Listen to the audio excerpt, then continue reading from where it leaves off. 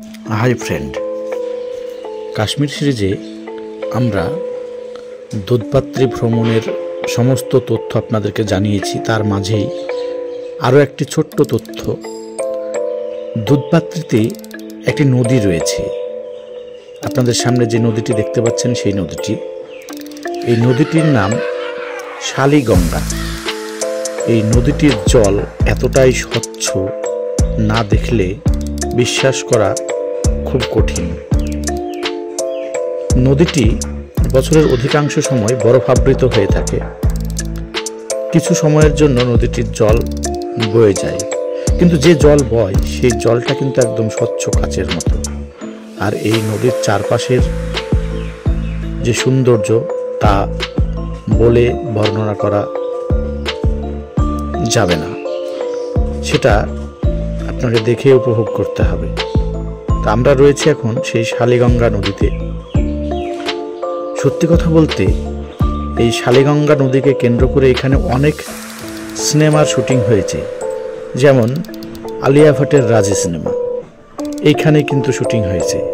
খুব দারুণ একটা প্লেস, পর্যটক মোটামুটি রয়েছে, কারণ ডিসেম্বর মাসে কাশ্মীরে পর্যটকের সংখ্যা খুব একটা বেশি থাকে না, কারণ সম্পূর্ণ উইন্টার মরশুম।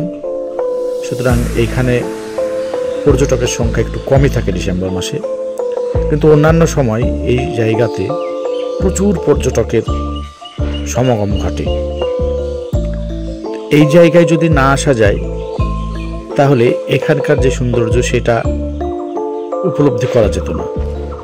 আমরা এসেছি, সেই সৌন্দর্যকে উপলব্ধি করেছি, নিজেদেরকে খুব ভালো লাগছে। আর একটা কথা, এই কাশ্মীর সিরিজে আরও অনেক ভিডিও রয়েছে, যে ভিডিওগুলো আগামীতে আপনাদের সামনে আসতে চলেছে।